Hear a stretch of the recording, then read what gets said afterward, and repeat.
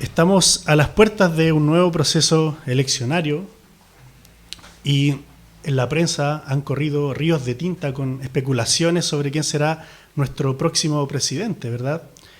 Hemos visto cómo los candidatos presidenciales utilizan grandes cantidades de recursos en sus campañas, en elaborar discursos con sofisticadas promesas para todos los gustos. Algunos proponen mano dura a la delincuencia, otros proponen protección de los derechos sociales a toda costa, menos impuestos, más trabajo, menos migración, más vivienda, etc. Y por supuesto los cristianos no somos llamados a vivir al margen de este mundo. Tenemos una responsabilidad civil que cumplir, como mínimo orando por nuestras autoridades, mostrando en ese sentido amor por el prójimo, y también tenemos que votar responsablemente con una conciencia clara delante del Señor. Pero si eres como yo, seguramente te habrá pasado que a veces los cristianos nos dejamos seducir por la agitación política del momento y nuestro grado de seguridad comienza a depender un poco del clima político, de lo que vemos en las noticias, de los casos de corrupción. Empezamos a perder la paz en ocasiones, incluso el sueño, cuando sentimos que tal o cual opción política podría presentarse en el país, o bien empezamos a proyectar nuestra esperanza y nuestra confianza en los cálculos de las encuestas y en la posibilidad de que tal o cual candidato salga elegido. Muchas personas, de hecho, ponen su esperanza en un candidato o en una ideología política como si fuera el Mesías, como si fuera un Mesías. Recuerdo haber escuchado un inicio de campaña de un determinado candidato, que no diré cuál es. Me llamó la atención porque hablaba un pastor, no sé de qué iglesia, pero leía un texto de Isaías 41 que hablaba del siervo del Señor. Y después de leer el texto decía, bueno, tal candidato es el siervo del Señor, como si fuera el Mesías. Y no es de sorprender que a través de la historia muchos líderes carismáticos hayan desatado una euforia mesiánica en las personas. Y en este contexto quisiera preguntarte lo siguiente: ¿dónde está tu confianza? ¿Cuál es la esperanza que te define como ciudadano chileno? ¿Estás depositando tu fe en algún candidato o en alguna ideología política? Estamos en momentos de inestabilidad económica, incertidumbre que caracteriza nuestra región en general. Hay polarización política. Y esa pregunta es importante que nos la hagamos: ¿en quién confiamos? ¿En quién es el Señor de nuestras vidas? Y con estas preguntas en mente quisiera pedirles que escuchen la lectura del texto bíblico en el que se basa esta predicación. Está en Isaías 11, Isaías capítulo 11. Un texto muy conocido y bonito. Leo la palabra del Señor que dice así: un retoño brotará del tronco de Isaí y un vástago de sus raíces dará fruto. Sobre él reposará el espíritu del Señor, espíritu de sabiduría y de inteligencia, espíritu de consejo y de fortaleza, espíritu de conocimiento y de temor del Señor. Él se deleitará en el temor del Señor, no juzgará por lo que vean sus ojos, ni arbitrará por lo que oigan sus oídos, sino que juzgará con justicia a los pobres y con equidad arbitrará a favor de los afligidos de la tierra. Golpeará la tierra con la vara de su boca y con el aliento de sus labios dará muerte al impío. La justicia será el cinturón de sus lomos y la fidelidad lo será de su cintura. Entonces el lobo habitará con el cordero y el leopardo se recostará con el cabrito. El ternero y el cachorro del león crecerán juntos y un niño pequeño los conducirá. La vaca y la osa pacerán, y sus crías se recostarán juntas. El león comerá paja como el buey.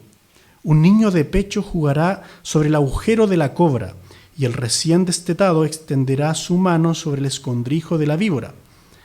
No harán daño ni destruirán en todo mi santo monte, porque la tierra estará llena del conocimiento del Señor, como las aguas cubren el mar.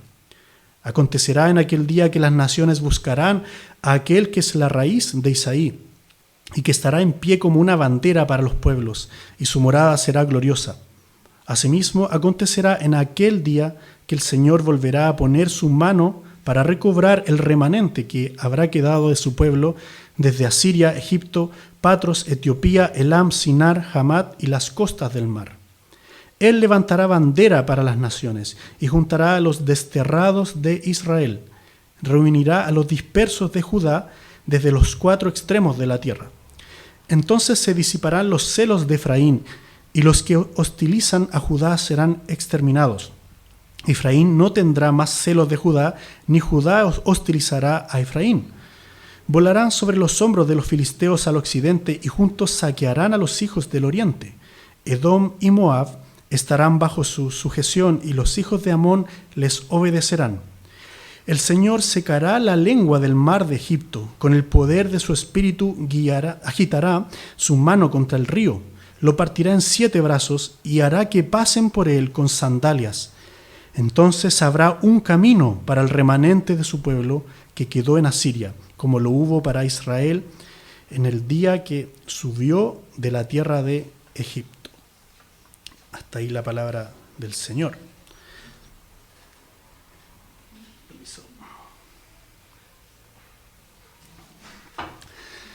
En el libro de Isaías estamos situados en un Israel que ya estaba en su declive, en su decadencia.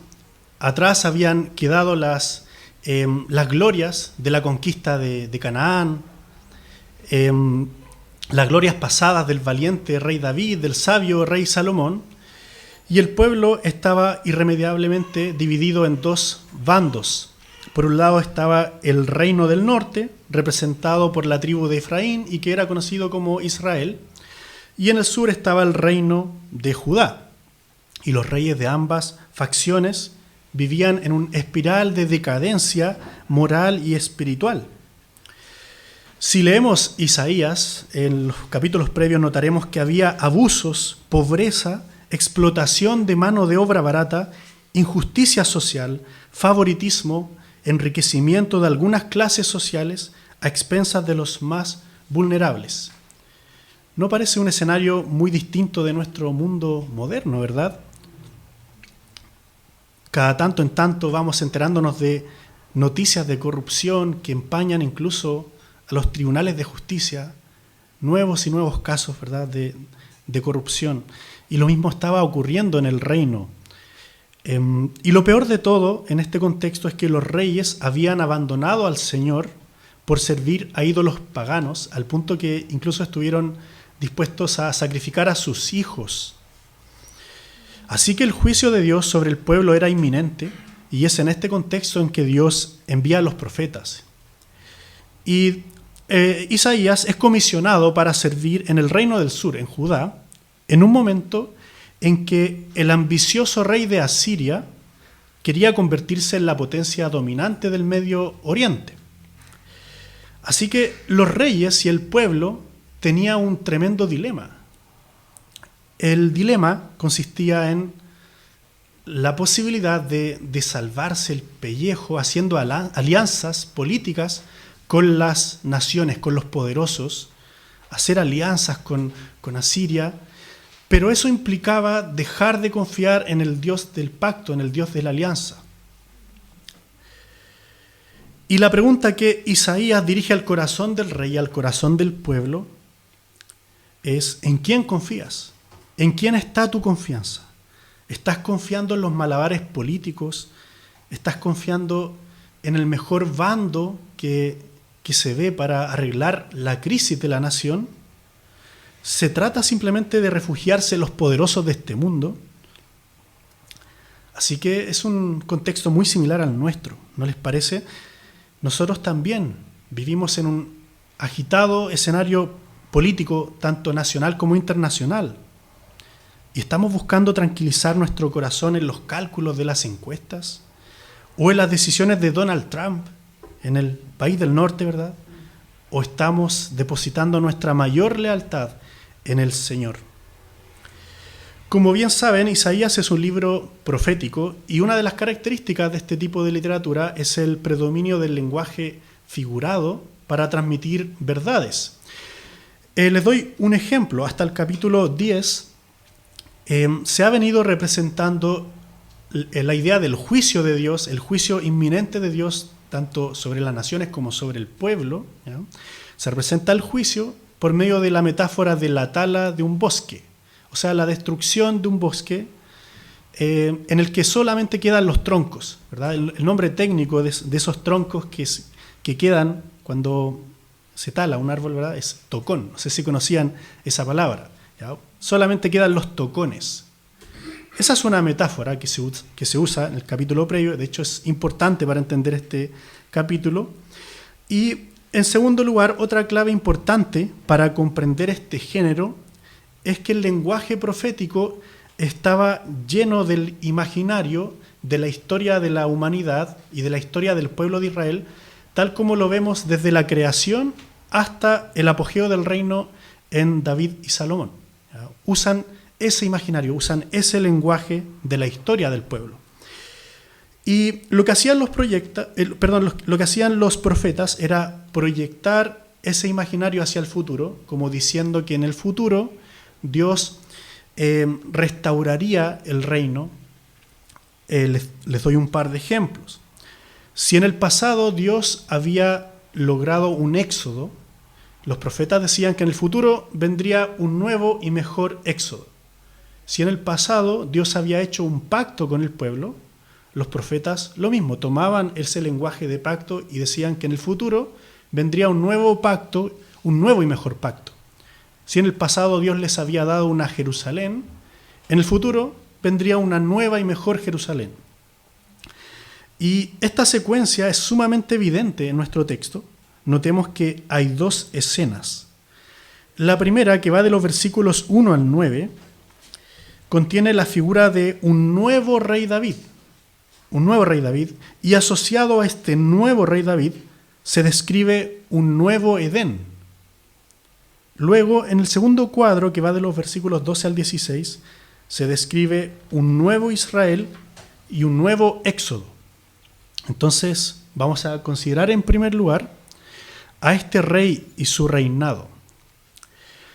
En medio de la devastadora imagen del bosque talado, destruido, del capítulo 10, se nos dice que del tronco de Isaí, o sea, del tocón de Isaí, que ya estaba cortado, emerge a la vida un brote.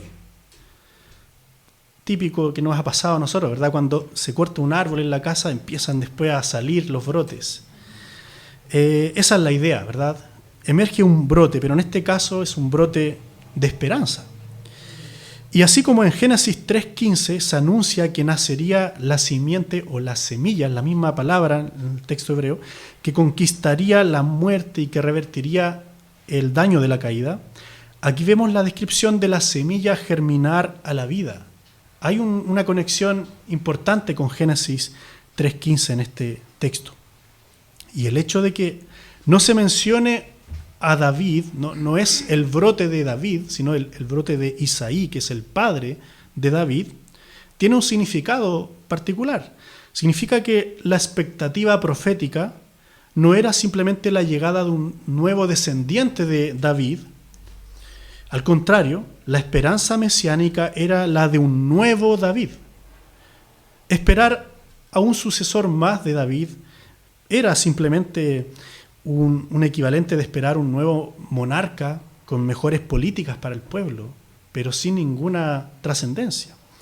En cambio, lo que está describiendo este texto es que el pueblo debía poner su esperanza en la llegada de un nuevo David, y eso implicaba aferrarse por la fe a aquellas promesas que Dios había hecho, que Dios había anunciado desde el mismo Edén. Notemos también, hermanos, que si en el versículo 1 aparece este rey como el brote de Isaí, como el renuevo, el retoño de Isaí, en el versículo 10 se describe como la raíz de Isaí. Esto es bien curioso, porque el texto nos está diciendo que en algún sentido es Isaí quien proviene de este rey. ¿Se dan cuenta? Se nos dice que el Mesías es el verdadero origen de su árbol genealógico. Parece una contradicción, es como el Mesías es la raíz causal de su propio árbol genealógico. ¿Cómo puede ser esto? Era un dilema, claramente, que no quedaba resuelto en el Antiguo Testamento. Seguramente el pueblo del Señor en esta época tenía que proyectar la fe en el futuro, sin saber muy bien cómo. Pero es un dilema que queda resuelto completamente, a la perfección, en el Nuevo Testamento, con la llegada del Hijo de Dios y del Hijo de Hombre. Pablo, escribiendo a los romanos, hace notar esta doble naturaleza del Mesías cuando dice que el Evangelio de Dios es acerca de su Hijo, nuestro Señor Jesucristo, que era del linaje de David según la carne. Perfecto Dios y perfecto hombre. Aquel es el Rey de quien nos habla esta profecía. En el versículo 2, el Espíritu se dice que el Espíritu capacitaría al Mesías. Y es interesante notar que hay 7 características asociadas al Espíritu. Eso lo pueden ver en detalle ustedes después si leen el texto con más calma. Se mencionan 7 características asociadas al Espíritu del Señor. Primero se dice que es el Espíritu del Señor y por tanto se acentúa el origen divino del Mesías. Y luego aparecen 3 pares de características que se relacionan con el ámbito gubernamental, bélico y jurídico. En el Antiguo Testamento tenemos que recordar que el Espíritu descendía sobre algunas personas.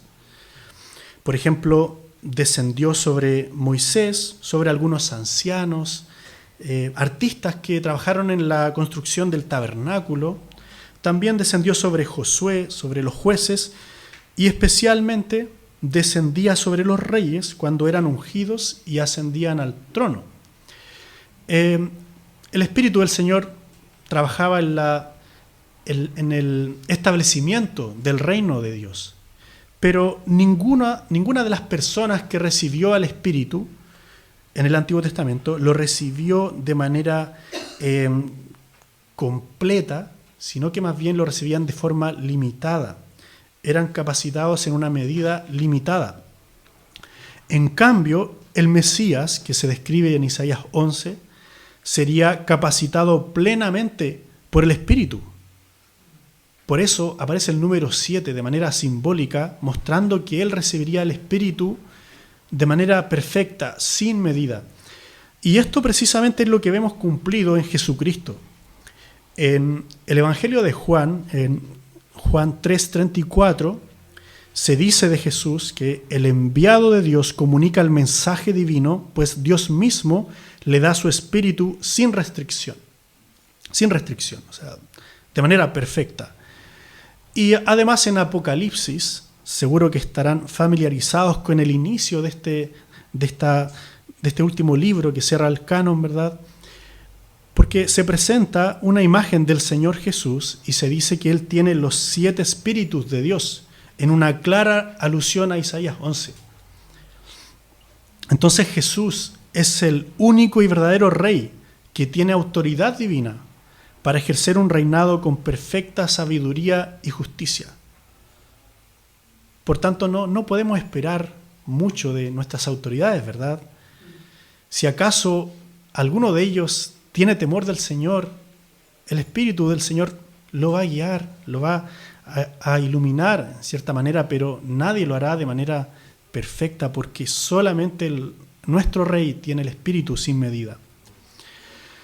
En los versículos 3 al 5 vemos que el reinado del Mesías marca un contraste radical con el reinado de los reyes de la época, porque ya lo veíamos, ¿verdad? Los reyes de la época reinaban según sus propios intereses, llenos de corrupción y en abierta rebeldía hacia Dios. Y así es la justicia humana. Siempre nos defraudará. Siempre aparecerá un nuevo caso de corrupción. Pero en contraste, nuestro Rey, el verdadero Rey, sería conocido por deleitarse en el temor del Señor y por su perfecta justicia. Este Rey tiene la capacidad de discernir más allá de las apariencias Él es capaz de juzgar al mirar el corazón. Y eso es algo que ningún gobernante podrá conseguir. También en el texto se dice que el Mesías velaría por el bien de los necesitados. Fíjense que desde el principio del libro de Isaías ha venido insistiendo en que ningún rey se ha preocupado realmente por los pobres y desvalidos de este mundo.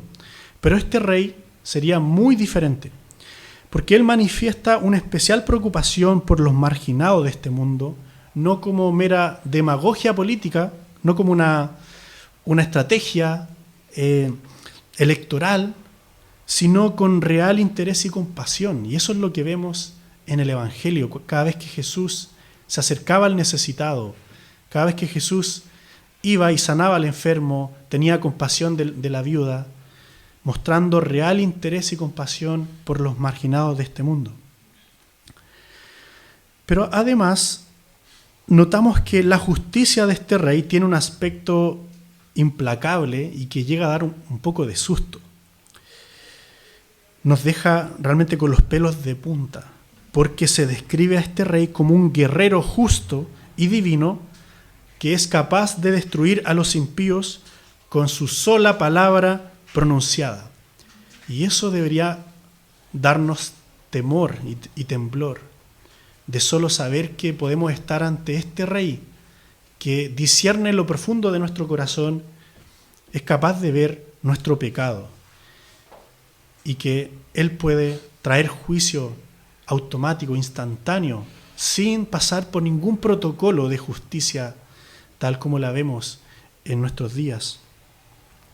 Y sabes, la Biblia afirma que Jesús regresará como este guerrero divino a juzgar a todos quienes permanecen en rebelión contra su reinado, a todos sus enemigos, y en aquel día todos estaremos ante Él. Tal como Isaías, Apocalipsis 19, dice que de su boca sale una espada aguda para herir con ella a las naciones, y Él las regirá con vara de hierro. La pregunta clave en este punto es si es que ya has doblado tus rodillas ante este rey, si es que ya has cedido el señorío de tu propia vida a Jesús, el Mesías. Y bueno, llegamos ahora a los versículos 6 al 9. Les pido que repasen ese pasaje en sus Biblias. Es un texto realmente hermoso que ha ejercido una fascinación en todo tipo de personas debido a ese estado idílico en el que se presentan animales habitando la tierra en perfecta armonía con los seres humanos. Seguro que evoca nuestros recuerdos de la infancia, sobre todo aquellas películas en las que veíamos a los animales, imaginábamos a los animales como si fueran amistosos, como el oso Balú, la pantera rosa, ¿verdad? Hasta que nos dimos cuenta, crecimos y nos dimos cuenta de que los animales no siempre son tan amistosos, ya son salvajes y pueden ser agresivos, pero peor aún cuando descubrimos que nuestra humanidad ha sido despiadada también con el mundo animal. Parece haber una enemistad entre el ser humano y la creación de Dios, porque la naturaleza puede generar daño al ser humano, pero el ser humano también a la creación de Dios. Hay una enemistad. Pero la idea que busca transmitir este fragmento es que la llegada del rey traería consigo la restauración del Edén, del paraíso. Primero, fíjense que vemos que desaparecen las antiguas enemistades entre depredadores como el lobo y animales de granja como el cordero. Se hacen amigos. También se describe una especie de cambio en la naturaleza de los animales al punto que llegan a ser herbívoros. Pero lo más asombroso de este pasaje, y es el punto teológico de Isaías 11, es que la maldición que fue pronunciada en el Edén desaparece. Tenemos que recordar que en Génesis Dios puso enemistad entre el hijo de la mujer y el de la serpiente. Hay enemistad entre un niño pequeño y la serpiente. Pero en este texto de Isaías 11 se describe a un niño pequeño, un Vicentito de 3 años, que anda por ahí corriendo, jugando con una serpiente, como si fuera una mascota. Y este evento no ocurre en los límites geográficos de la tierra prometida, sino que toda la tierra estará llena del conocimiento del Señor. O sea, hay un diálogo, una conexión muy importante con Génesis 3:15. Nos está hablando de la restauración del Edén, un proceso como de reversa en la caída, de las consecuencias de la caída. Y según Isaías 65, esta restauración del jardín de Dios ocurrirá en la nueva creación, en una nueva creación. Pero cuando vamos al Nuevo Testamento notamos que la restauración del orden caído no es un evento que está en el futuro tan solo. Es verdad que hay un aspecto futuro, pero la perspectiva del Nuevo Testamento es que es un proceso que puso en marcha Jesucristo con su primera venida. Recordemos que a Jesús se lo describe en las cartas como el segundo Adán, como el postrer Adán. Y también a la iglesia se nos dice que si alguno está en Cristo, nueva criatura es, que literalmente se puede traducir como nueva creación es. O sea, es un proceso que puso en marcha Jesús con su primera venida. Y en Romanos 8 también leemos que la creación hoy aguarda ansiosamente aquel momento en que será restaurada en su plenitud. No sé si alcanzas a ver lo sublime que es esto. Debemos entender que la gloria futura no es un estado de la mente o de la parte inmaterial del espíritu y del alma, sino de la materia también. Algunos piensan que el cielo es un estado inmaterial, como medio fantasmagórico, en el que estaremos flotando, ¿verdad?, en las nubes, y eso pareciera ser como la gloria que espera el cristiano, ¿verdad?, ir al cielo. Pero hermanos, déjenme advertirles que hay una idea muy sutil que se ha ingresado a las iglesias cristianas y que no proviene del cristianismo. Son ideas que proceden más bien de la filosofía griega, del gnosticismo, de la antigüedad. Ideas que nos hacen pensar que el espíritu es bueno y la materia es mala, que hay algo errado en el cuerpo. Pero según el cristianismo, la real gloria será cuando resucitemos a la semejanza de Jesucristo, con cuerpos glorificados en la nueva creación, en la verdadera tierra prometida, cuando habitemos corporalmente allí, junto a nuestro Rey, que es verdadero Dios y verdadero hombre. Esa es la gran gloria que esperamos. Y allí habitaremos en completa paz y seguridad, y por fin el ser humano no dañará abusivamente la creación de Dios, ni la naturaleza volverá a dañar a la humanidad. Pasamos ahora a los versículos 10 al 11, que forman una especie de puente entre los dos cuadros de este poema. El versículo 10 sirve de conclusión para el cuadro que acabo de comentar, que nos habla del verdadero rey y su lugar, el nuevo Edén. Y el versículo 11 sirve de introducción para la siguiente escena. Y ambos versículos tienen la expresión del lenguaje profético en aquel día, tal como lo leíamos. Este es un concepto importante. Debemos entender que los profetas veían la restauración de todas las cosas en un punto futuro que denominaban el día del Señor. Lo veían como un momento, un día en el futuro. Pero lo que aquí se menciona como el día del Señor, en el Antiguo Testamento, en la teología del Nuevo Testamento, se amplía y se reformula como los postreros días o los últimos días, más bien como una era, la era de la iglesia, la era del cumplimiento de todas las cosas, que comienza con la primera venida de Jesús y que acaba con su segunda venida.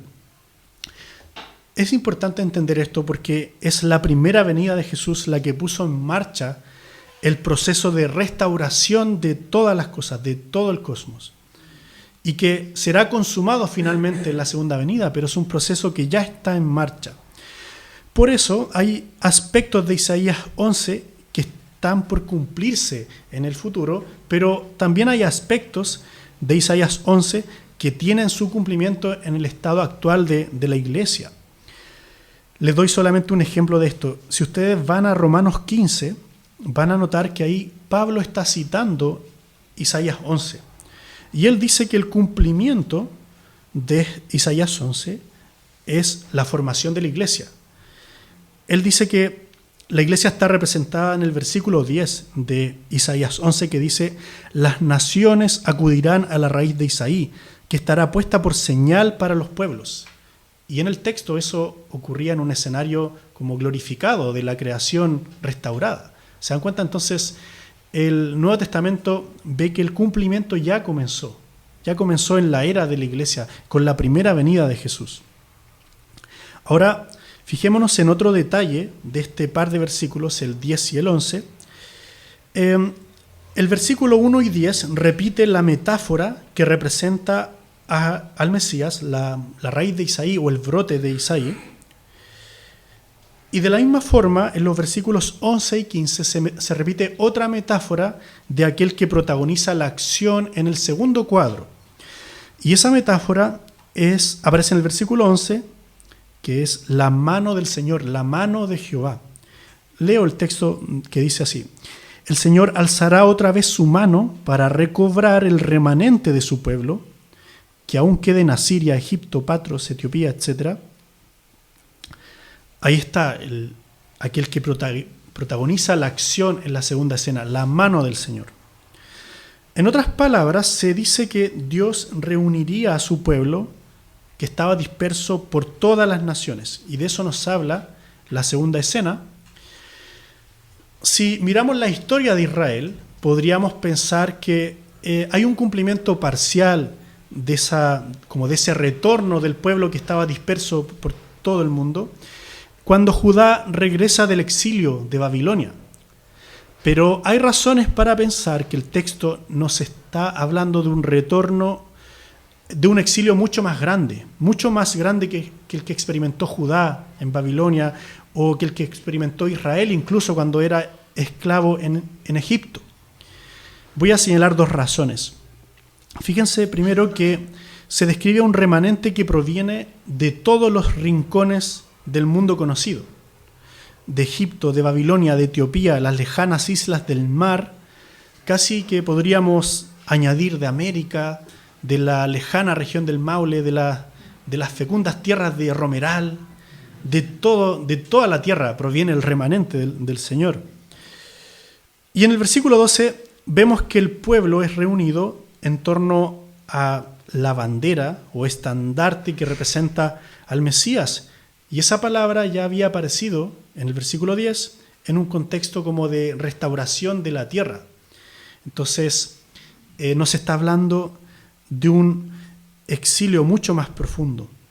No se trata simplemente de volver a la tierra prometida, a la región física de Israel, sino que está hablando de una condición mucho más esencial que nos caracteriza a los cristianos, al pueblo de Dios.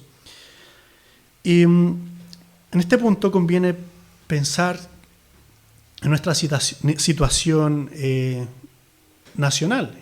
Las últimas décadas hemos sido conscientes de que ha aumentado muchísimo la migración en Chile, ¿verdad? Han llegado muchas personas de Venezuela, de Haití, y la migración parece que nos caracteriza en la actualidad, ¿verdad?, como nación. Pero en un sentido más profundo, los cristianos, hermanos, todos somos migrantes, todos somos exiliados y extranjeros. No es una condición que pertenece exclusivamente a quien está en el país que no le corresponde. La verdad es que todos somos migrantes en medio de esta nación pagana, del mundo caído.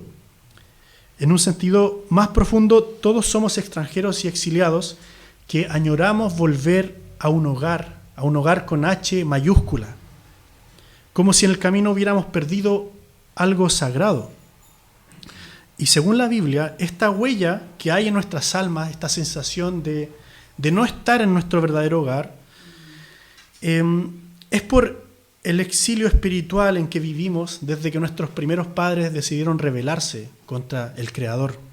Nosotros fuimos creados para vivir en el jardín de Dios, pero hemos sido separados de esta realidad y continuaremos en este exilio si es que queremos vivir sin el Creador.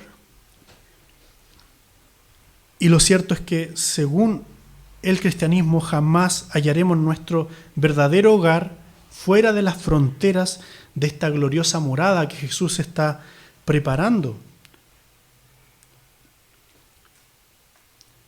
Y ahora vamos a meditar sobre quién es el pueblo que habita esta morada.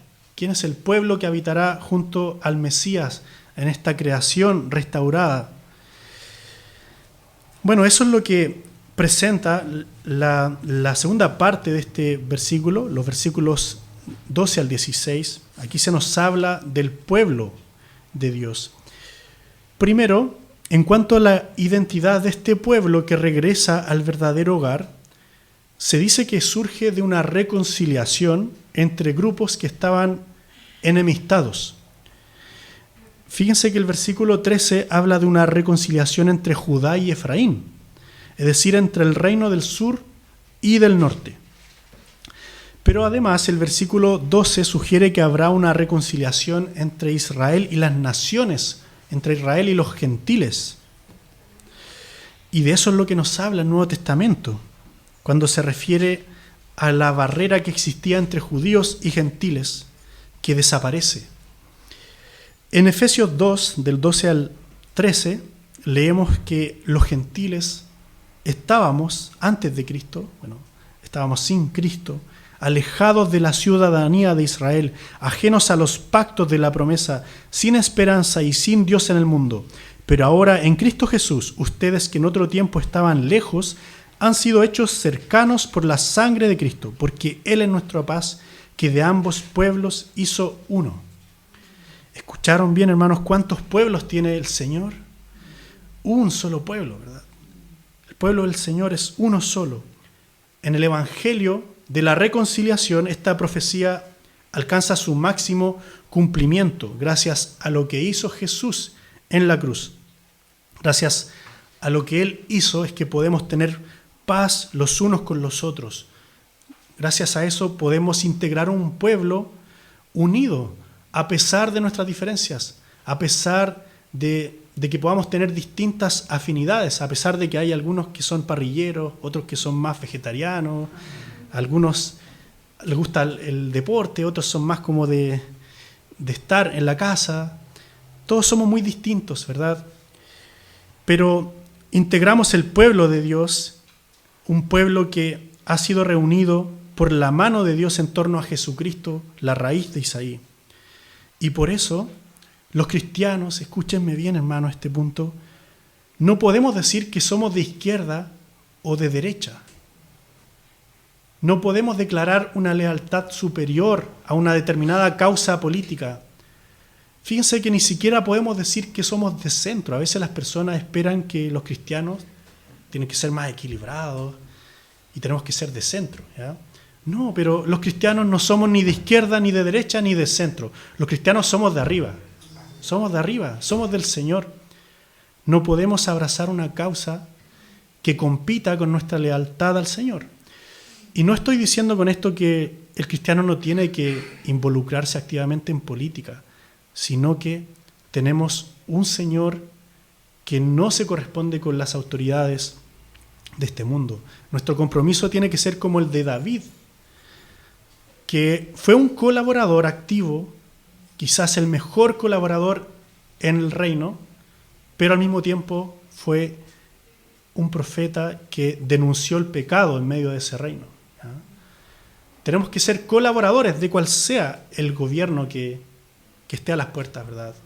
Y al mismo tiempo tenemos que asumir esa voz profética que tiene la iglesia de denunciar el pecado. Y eso implica que nuestra lealtad mayor tiene que ser con Jesucristo. No debemos permitir que los fraccionamientos del mundo caído dañen la unidad de la iglesia, del verdadero rey. En el versículo 14, el pueblo de Dios es el encargado de trabajar en la extensión del reino y se utiliza una metáfora bélica. Aparece la imagen de la conquista de la tierra prometida. Por eso se mencionan los antiguos enemigos de Israel, filisteos, amonitas, edomitas, moabitas. Pero cuando llegamos al Nuevo Testamento, notamos que esta conquista es una conquista espiritual. Porque las armas de esta milicia no son humanas, sino poderosas en Dios, como dice 2 Corintios 10, poderosas en Dios para la destrucción de fortalezas, derribando argumentos y toda altivez que se levanta contra el conocimiento de Dios. Nosotros somos agentes de la conquista de Dios, pero esa conquista que implica reconciliar a los enemigos de Dios con el Creador por medio del Evangelio. En el texto ya notamos algunas pistas que nos hacen pensar en el carácter espiritual de esta conquista, porque cuando se describe la armadura de este rey en el versículo 5, se dice que su armadura es la justicia y la fidelidad. Y de la misma manera, cuando Pablo nos dice que debemos vestir la armadura de Dios, está pensando en este tipo de pasajes y es una armadura espiritual. Así que no se refiere a una guerra física, sino la batalla por la cual anunciamos el Evangelio como heraldos del Rey. La buena noticia de que hay perdón y reconciliación por medio de Jesucristo. Dios está reconciliando al mundo consigo mismo y nos concedió a nosotros esa palabra de la reconciliación. Este poema de Isaías 11 finaliza describiendo un nuevo éxodo. Los últimos 2 versículos lo describen de manera muy clara. Fíjense, dice: secará el Señor la lengua del mar de Egipto y levantará su mano con el poder de su espíritu sobre el río, lo herirá en sus 7 brazos y hará que pasen por él con sandalias. Habrá camino para el remanente de su pueblo, el que quedó de Asiria, de la manera que lo hubo para Israel el día que subió de la tierra de Egipto. Este texto habla de un nuevo éxodo. Y si lo llevamos a la época que habitamos, el texto nos está diciendo que el único camino para reconciliarnos con Dios, el único camino para integrar el pueblo de Dios, es pasar por este nuevo éxodo. Tenemos que recordar que el éxodo es el gran evento redentor del Antiguo Testamento por el que Dios liberó a su pueblo de la esclavitud. Pero ya vimos que este texto está hablando de una esclavitud mucho más profunda, de una separación de Dios, aquella esclavitud que la Biblia llama pecado. Y en el Nuevo Testamento vemos que este éxodo es el que logra Jesucristo, porque Él es el camino por el cual tenemos acceso al Padre.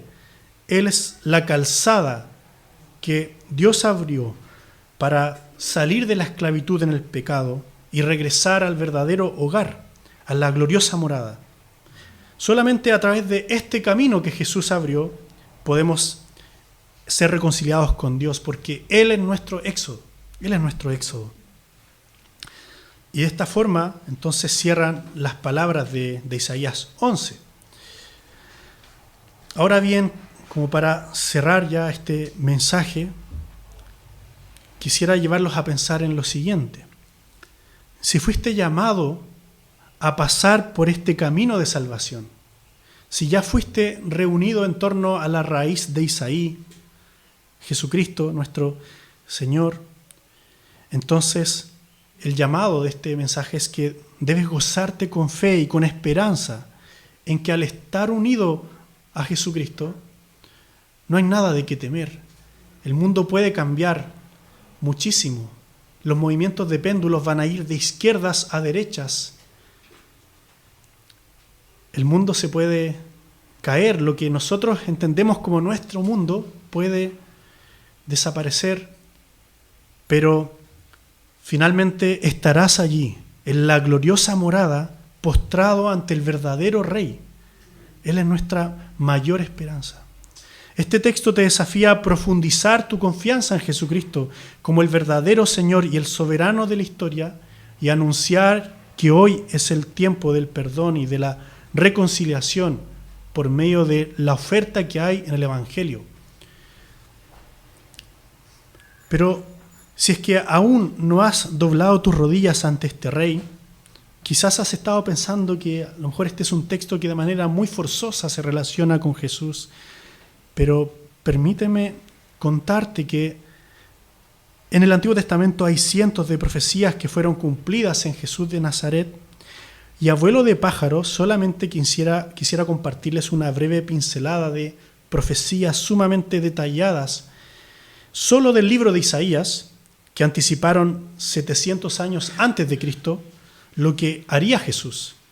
Y cada una de estas profecías se cumple al pie de la letra en Jesucristo. En el capítulo 7 de Isaías leemos que nacería de una joven virgen. Capítulo 9, que sería hijo de Dios, que sería descendiente de David y que su ministerio comenzaría en Galilea. En el capítulo 40, que sería precedido por un mensajero, Juan el Bautista.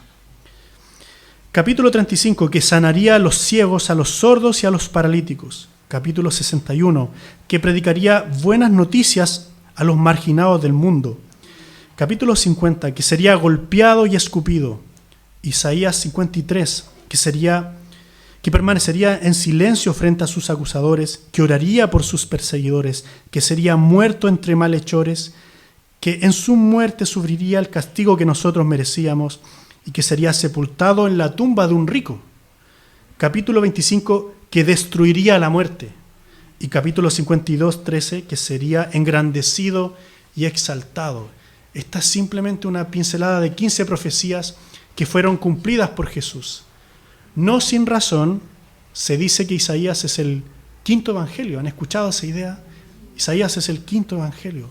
Parece que está mirando a Jesús y describiendo lo que él haría. Hermanos, verdaderamente Jesucristo era el Hijo de Dios, el Mesías prometido a través de todo el Antiguo Testamento. Hay un trono en el universo, hermanos, y no está vacío. Jesús es el que está sentado en el trono reinando a la diestra de Dios y lo hace por sobre los poderes de este mundo caído. Y Dios demanda que todos confiesen que Jesús es el Señor.